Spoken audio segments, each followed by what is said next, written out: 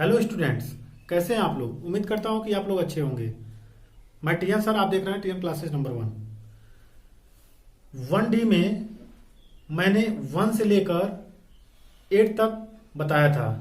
और मैं आपसे बार बार यह कह रहा हूं कि आप जो है नोट्स जरूर बनाएं। क्योंकि देखिए, बिना नोट्स की पढ़ाई संभव हो ही नहीं सकती है। अगर आप क्लास 9th में हैं और मैथ पढ़ रहे हैं और आप चाहें कि केवल सर जो पढ़ा रहे हैं उसके पढ़ने से आपको आ जाए, तो यह नामुमकिन है। समझ लीजिए, बिल्कुल नामुमकिन है। इसलिए नामुमकिन है कि जब तक आप पढ़ाया हुआ चीज अपने खुद नहीं लिखेंगे, तब तक जो है आपको आएगा नहीं। कोई भी आप सवाल लगा रहे हो, जब तक आप खुद नहीं लगाएंगे। मेरे अनुभव के अनुसार अगर आपको कोई चीज आ गया तो उसको डिस्ट्रीब्यूट करिए, बांटिए। जैसे अगर मैं जो पढ़ा रहा हूं आपको, वह आपको केवल 20% ही क्लियर होगा। मैं या कोई भी दुनिया का कोई भी टीचर अगर वह बढ़िया तरीके से आपको बताएगा तो आपको 20% ही नॉलेज होगा। समझ लीजिए, मेरा यह अनुभव है। मैं अपने अनुभव के आधार पे आपको मैं बता रहा हूं 20%। लेकिन अगर आप उसको लगा लेते हैं, वही सवाल अगर आप लगा लेते हैं तो आपको 40% और क्लियर हो जाता है। यह दिमाग में रख लीजिएगा। मतलब अगर मैं आपको बता रहा हूं तो 20 से 30% ही समझ में आएगा, लेकिन आप अगर लगा रहे हैं तो 30 से 40% के बीच में आपको समझ में आएगा। समझ में आ गया? 30 से 40% समझ में आएगा। अगर वही सवाल आप अपने क्लास के बच्चों को बता देते हैं तो आपको इसमें 40% से 50% के बीच में और बढ़ जाएगा। मैं अगर बताऊंगा आपको तो 20 से 30% ही आपको समझ में आएगा। चाहे मैं बताऊं, चाहे दुनिया का कोई भी टीचर अगर बता रहा है, तो 20 से 30% ही आपको समझ में आएगा। लेकिन अगर आप खुद उसे लगा लेते हैं तो 30 से 40% आपको और कवर हो जाएगा। और अगर आप किसी दूसरे को बता देते हैं वही सवाल या उसी तरह का कोई सवाल, तो आपको 30 से 40% और क्लियर हो जाता है। मतलब कुल मिला के वह आपको 100% समझ में आ गया। तो मैं आपसे या बार बार कह रहा हूं कि आप खुद लगाइए और दूसरे को बताइए। क्योंकि जब तक आप उसको डिस्ट्रीब्यूट नहीं करेंगे, बांटेंगे नहीं, तब तक अपने पास रखे रहेंगे तो वह नॉलेज जो है बेकार हो जाएगा आपका। तो आप हमारी बातों को समझ रहे होंगे। तो मेरे कहने का मतलब यह है कि आप जो है ज्यादा से ज्यादा लगाने का प्रयास करें। नोट्स तो एक बेस्ट बना ही लीजिए आप, क्योंकि जब तक नोट्स नहीं बनाएंगे तब तक पढ़ाई का कोई मतलब नहीं है। चलिए मैं वीडियो की तरफ बढ़ता हूं। तो इसमें जो क्वेश्चन 8 जो एनसीईआरटी का एक्सरसाइज 1.2 का क्वेश्चन नंबर 1 है और मनोहरे का क्वेश्चन नंबर 8 है। नीचे दिए गए कथन सत्य है या असत्य है, यह हमें बताना है कि यह सत्य है कि असत्य है। तो सत्य असत्य बताने के लिए जब तक आप का नॉलेज अच्छा नहीं होगा, तब तक आप जो है सत्य और असत्य नहीं बता सकते हैं। तो देखिए यहां पर नंबर 1 कर रहा है, प्रत्येक अपरिमेय संख्या एक वास्तविक संख्या होती है। तो आपको पता ही होगा कि अपरिमेय संख्या एक वास्तविक संख्या ही होती है। समझ में आ रहा है? तो प्रत्येक अपरिमेय संख्या एक वास्तविक संख्या होती है, दिमाग में रख लीजिएगा। तो इसे हम सत्य कर देंगे। सही है, सत्य। क्लियर हो गया? अब आते हैं सेकंड नंबर पे। संख्या रेखा का प्रत्येक बिंदु रूट में यम के रूप का होता है। ध्यान दीजिएगा, संख्या रेखा का प्रत्येक बिंदु, मतलब संख्या रेखा पर जो मैं बिंदु ले रहा हूं वह हमेशा रूट में यम के रूप में होता है, जहां यम एक प्राकृत संख्या है। तो यह मैं बता दूं कि संख्या रेखा पर जब हम कोई संख्या लेते हैं तो रूट में यम के रूप में नहीं होता है, तो यह असत्य हो जाएगा। फिर आगे कहा है कि प्रत्येक वास्तविक संख्या एक अपरिमेय संख्या होती है, तो यह भी असत्य है, यह भी असत्य है। असत्य है। वास्तविक संख्या अपरिमेय संख्या नहीं हो सकती है। क्लियर हो गया? एनसीईआरटी का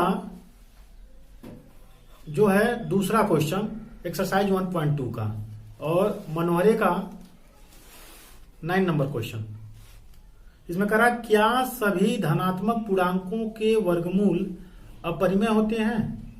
यदि नहीं तो एक ऐसा संख्या के वर्गमूल का उदाहरण दीजिए जो एक परिमेय संख्या है। तो एक ही क्यों, मैं कई आपको देखकर समझा सकता हूं, तो आप भी कई समझ सकते हैं, क्या ना। तो देखिए क्वेश्चन में बहुत ही बेहतर चीज कहा है कि धनात्मक पूर्णांकों के वर्गमूल अपरिमेय होते हैं। तो नहीं, सभी धनात्मक पूर्णांकों के वर्गमूल अपरिमेय नहीं होते हैं। यह दिमाग में रख लीजिएगा कि सभी धनात्मक पूर्णांकों के जो वर्गमूल होंगे वह अपरिमेय नहीं होंगे। जो भी चीज इसमें आप पता है उसको रट लीजिए, याद कर लीजिए, क्योंकि यह हमेशा काम आने वाली चीजें हैं। क्योंकि अगर हम कई वर्ग संख्या ले लेते हैं जैसे 4, 9, 16, 25, यह सब जो धनात्मक पूर्णांक हैं, लेकिन इनके जो वर्गमूल हैं वे अपरिमेय संख्या नहीं है। जैसे अगर हम इनका वर्गमूल अगर निकाल के आपको मैं बता दूं तो देखिए रूट में अगर 4 है तो 2 आ गया, यानी कि परिमेय संख्या हो गया। रूट में अगर 9 है तो 3 आ गया। तो इनका जो वर्गमूल निकला वह परिमेय निकला। क्यों? परिमेय परिमेय। तो क्लियर हो गया ना। मतलब सभी धनात्मक पूर्णांकों के वर्गमूल अपरिमेय नहीं होते हैं। दिमाग में रख लीजिएगा, परिमेय भी होता है। समझ में आ गया? क्लियर हो गया? चलिए आगे बढ़ते हैं क्वेश्चन नंबर 10 की तरफ। इसमें कहा है दिखाइए कि संख्या रेखा पर √5 को कैसे निरूपित किया जा सकता है।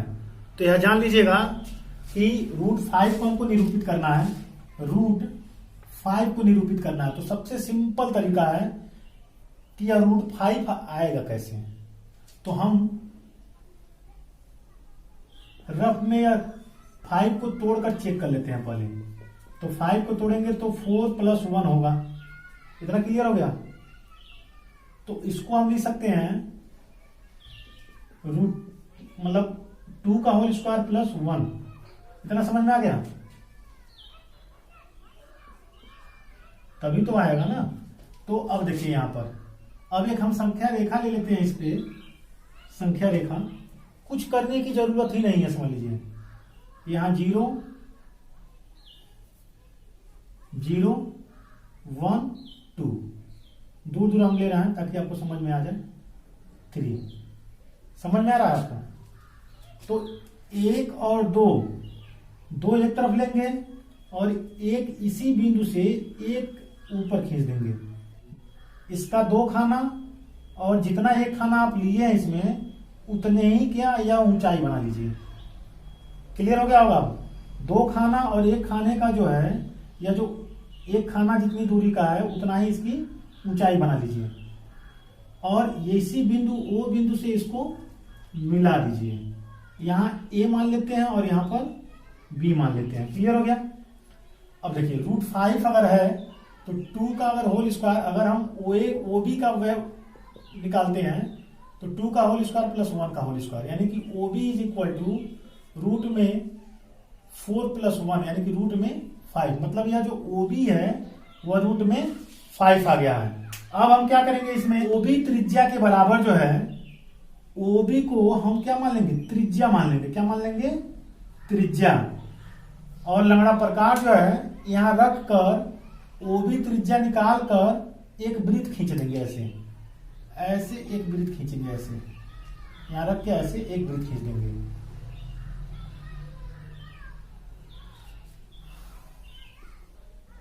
√5 ओ भी त्रिज्या है जो √5 इसका जो है मान है।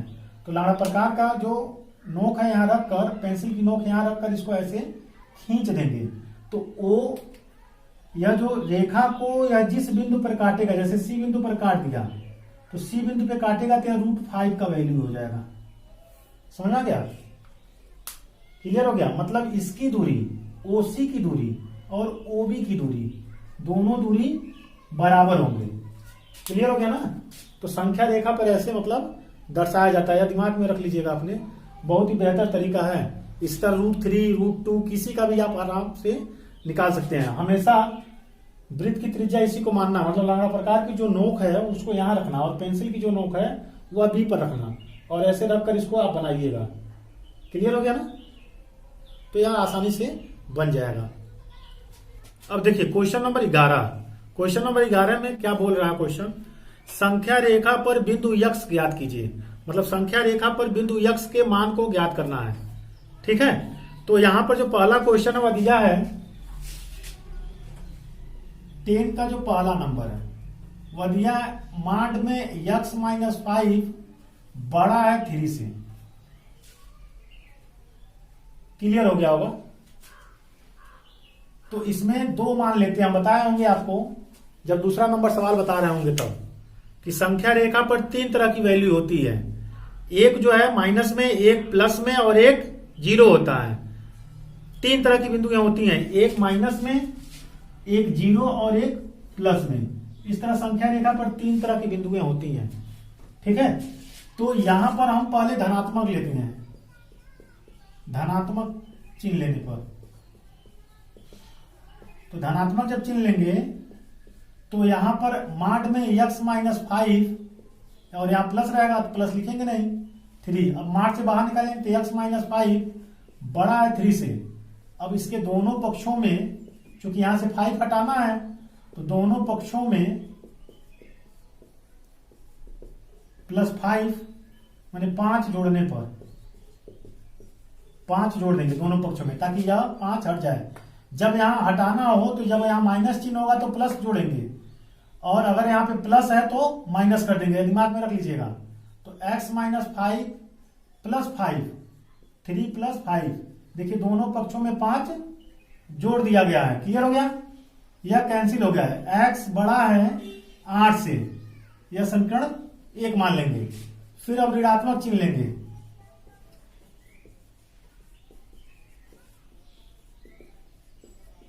ऋणात्मक चिन्ह लेने पर क्लियर हो गया ना? तो ऋणात्मक चिन्ह जब लेंगे तो माइनस माड में यक्स -5 बड़ा है 3 से। क्लियर हो गया? तो अब माइनस x -5 बड़ा है 3 से, माइनस का गुणा कर देंगे, -x + 5 बड़ा है 3 से। अब देखिए यहां पर प्लस चिन्ह है, तो प्लस चिन्ह है तो क्या करेंगे, उल्टा करते हैं। समझ लीजिए दोनों पक्षों में 5 घटाने पर, तो 5 घटाएंगे तो -x + 5, -5 बड़ा है 3 - 5 से। अब देखिए -x, देखिए यहां पे कट जाएगा 5 से, या 5 कैंसिल हो गया, बड़ा है, माइनस वाला बड़ा है तो बड़े में से छोटे वाले को घटा देंगे तो -2 हो जाएगा। क्लियर हो गया? अब जैसे अब माइनस से माइनस हट जाएगा, चाहे माइनस का इसमें हम गुणा कर देंगे तो यह जो ग्रेटर देन का साइन है वह लेस देन हो जाएगा 2। मतलब x की जो वैल्यू है, जो x की वैल्यू है वह 2 से छोटा है और 8 से बड़ा है। क्लियर हो गया होगा आपको? अब इस पे देख लीजिए। तो देखिए यहां पर 1 2 3 4 5 6 7 8, मैंने 1 2 3 4, मतलब यहां ऐसे लिख लेंगे 5 6 7 8। यहां पर 1 2 3 4 5 6, तो -1 -2 -3 और यहां पे हो जाएगा 0। ऐसे मतलब इधर जीरो की इधर माइनस होता है, जीरो के उधर प्लस में होता है। तो देखिए यहां पर एक बिंदु B मान लेंगे और यहां पर बिंदु A मान लेंगे। ठीक है, बिंदु A माने 2 पर बिंदु A और B पर 8 पर बिंदु B, ऐसे मानना है मुझे। क्लियर हो गया भाई? 2 और 8 आया है ना। A के बाएं ओर या बायां ओर है, देखिए A के बाएं ओर के सभी मान तथा B के दाएं ओर के सभी मान यक्स के ही मान होंगे, मान होंगे। क्लियर हो गया ना? मतलब ए बिंदु अगर है तो ए बिंदु के बाएं ओर, बायां ओर, ठीक है, ए बिंदु के बाएं ओर मतलब 1, -1, 0, -1, -2, -3, मतलब इधर जितना भी है वह सभी यक्स का मान है। और 8 के दाएं ओर का मतलब इधर 9, 10, 11, 12, 13 यह सब जो है क्या है, यह सब जो है यक्स की मान है। ए और बी को छोड़कर, ए और बी नहीं है इसमें, क्योंकि बड़ा और छोटा बराबर नहीं है, बड़ा और छोटा का चिन्ह है। तो ए और ऐसे लिख सकते हैं बिंदु ए और बी को छोड़कर, ठीक है ना? ए और बी बिंदु को छोड़कर, बीच वाला कोई मान नहीं है। ए और बी के बीच वाला, चाहे ए और बी वाला मान नहीं है। बी के दाएं ओर का उधर 9, 10, 11, 12 और ए के बाएं ओर का 1, 0, -1, 2, -2, -3, -4 ऐसे करके। तो क्लियर हो गया ना? यही हमारा जो है आंसर हो गया। एक बार धनात्मक चिन्ह लेंगे। धनात्मक चिन्ह लेने पर कुछ करना नहीं है इसमें। माड में x -5 छोटा है 3 से, तो x -5 चूंकि माड से बाहर जब निकलेगा धनात्मक ही रहेगा 3। अब दोनों पक्षों में देखिए यहाँ माइनस है ना, तो प्लस यहां कर देंगे, यानी कि दोनों पक्षों में 5 जोड़ने पर, दोनों पक्षों में 5 जोड़ने पर, तो जोड़ दिया जाए 5, तो यहां हो जाएगा x -5 + 5 छोटा है 3 + 5 से, मतलब यक्स छोटा है 8 से, यह समीकरण 1। अब ऋणात्मक चिन्ह ले लिया जाए।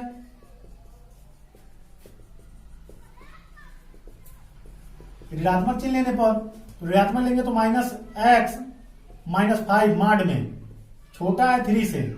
अब इसको बाहर कर देंगे माड से, अंदर माइनस का गुणा कर देंगे तो माइनस माइनस हो जाएगा प्लस। अब देखिए अब यहां प्लस आ गया, तो दोनों पक्षों में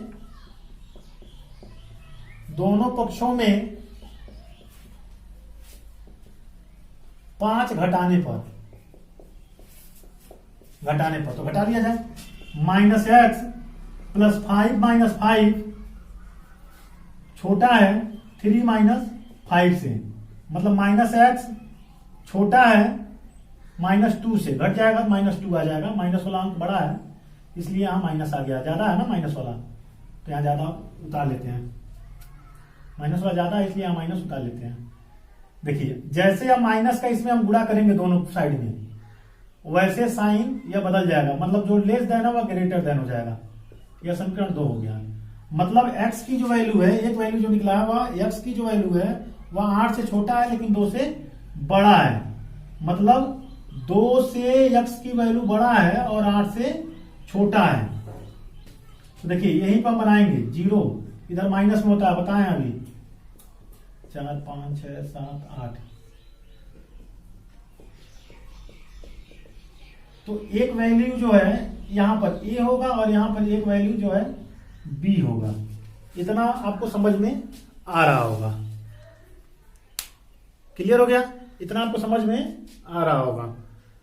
देखिए इसमें हम लिख सकते हैं, चूंकि बराबर का तो साइन है ना इसमें, 2 से बड़ा मैं 3, 4, 5, 6, 7, लेकिन 8 से छोटा 7, 6, 5, 4, 3, ठीक है ना? तो हम लिख देंगे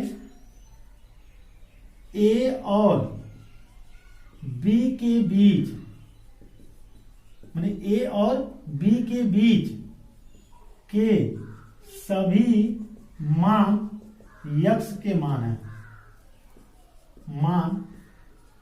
है।